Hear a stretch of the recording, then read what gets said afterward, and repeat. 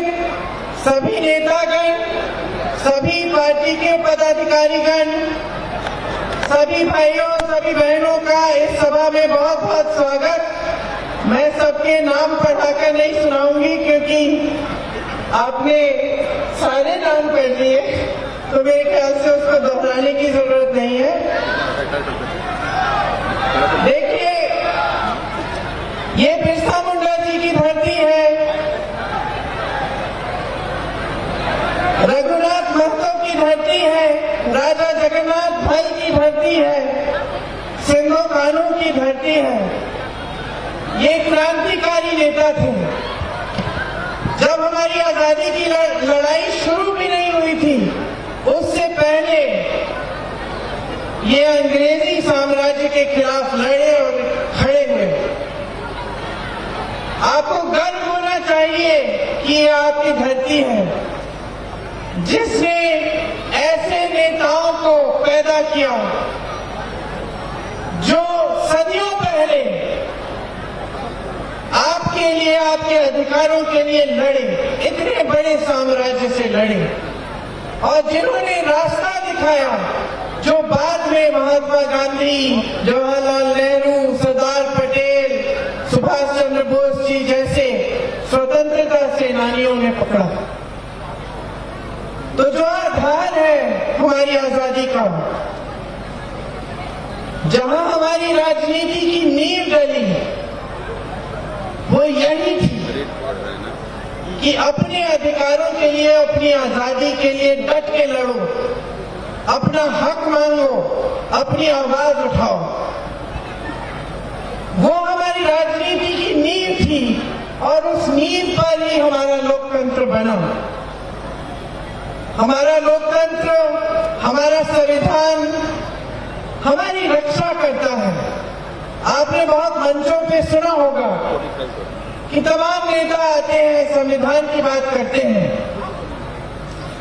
कभी आपने सोचा होगा कि ठीक है, लेकिन इस संविधान का मेरे लिए क्या मतलब है, मेरे रोजमर्रा के जीवन में इस संविधान का क्या महत्व है। तो बात यह है कि यही संविधान आपको सारे अधिकार देता है।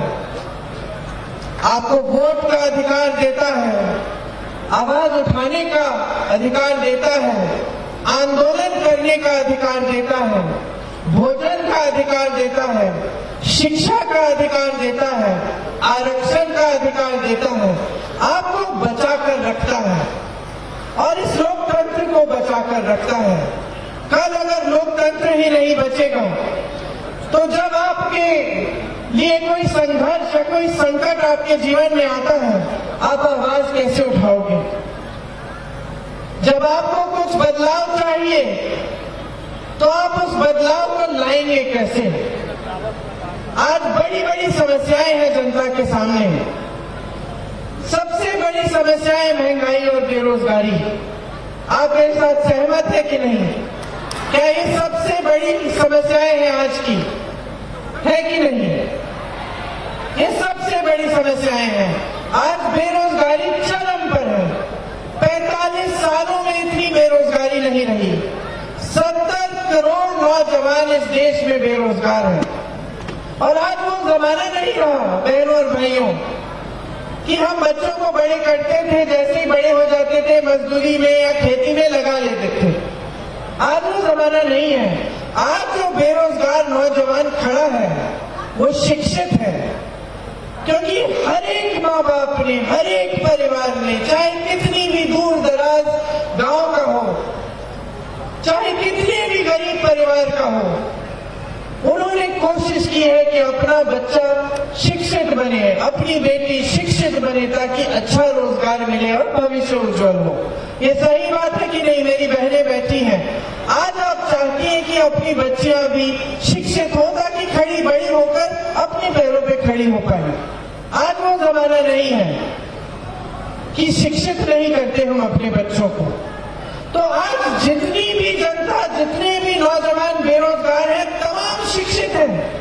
किसी ने बीटेक किया है, किसी ने बीएससी किया है, किसी ने एमएससी किया है, लेकिन रोजगार नहीं लग रहा। ये ये बहुत बड़ी समस्या है हमारे देश के लिए, क्योंकि हमारे देश में, पूरे विश्व भर में हमारा ही एक देश है जिसमें सबसे ज्यादा नौजवान है। तो हमारी वर्कफोर्स भी बहुत मजबूत है। अगर इन सब नौजवानों को रोजगार मिलता तो हम मजबूती से चाइना जैसे देशों का मुकाबला कर पाते मैन्युफैक्चरिंग में और वर्कफोर्स में। आज वो परिस्थितियां नहीं है। तो ये एक सबसे बड़ी हमारी समस्या है। दूसरी सबसे बड़ी समस्या क्या है आज? महंगाई। मेरी बहनें बैठी हैं, हर चीज महंगी हो गई है। सरकार की नीतियों ने जीएसटी डाल कर आपकी कमर तोड़ दी है।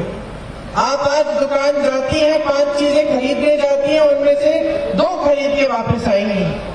आज बच्चों की फीस देनी पड़ती है, या कोई बीमार पड़ जाता है परिवार में, घबराहट होती है कि किस तरह से करेंगे। ऐसी समस्याएं जो पैदा हो जाती हैं गरीबी से, बेरोजगारी से, ऊपर से महंगाई भी है, किस तरह से आप सामना कर रहे हैं समझ में नहीं आता। हर चीज के लिए आपको संघर्ष करना पड़ रहा है। आप महिला हैं तो आप मजदूरी भी करेंगी, सब कुछ काम करने की कोशिश करेंगी, फिर भी आप घर आके काम करेंगी, घर में सबकी परवरिश करेंगी, सबका खाना देखेंगी, सफाई देखेंगी, सब कुछ आप देखती हैं, फिर भी आपको कोई राहत नहीं मिली है महंगाई से। आप किसान हैं तो आप खेती से कमाई नहीं कर पा रहे हैं क्योंकि हर चीज पे जीएसटी है, पेट्रोल डीजल महंगा हो चुका है, हर तरफ से संकट ही संकट है। मिडिल क्लास के हैं तो ये नहीं है कि आपका जीवन भी बड़े आराम से चल रहा है। बेरोजगारी, महंगाई का खूब इफेक्ट आपके जीवन पे भी है, आप भी आगे नहीं बढ़ पा रहे हैं। और जितने बड़े बड़े संस्थान थे, जितने सरकारी कारोबार थे जिससे एक स्थायी रोजगार मिलते थे, वो भी लगभग सारे आस्ते आस्ते करके अपने बड़े बड़े खरबपति मित्रों को मोदी जी ने और मोदी जी की सरकार ने सौंप दिए हैं। तो रोजगार आएगा कहां से? आपने अपने यहाँ देखा है एचईसी का, किसी ने मुझे यहाँ आते आते बोला इसको बचाइए। अब ये खड़ा किया गया आपके लिए और आज इसको कमजोर करके लगभग बंद होने के कगार पे है। सालों के लिए किसी को सैलरी नहीं मिली है।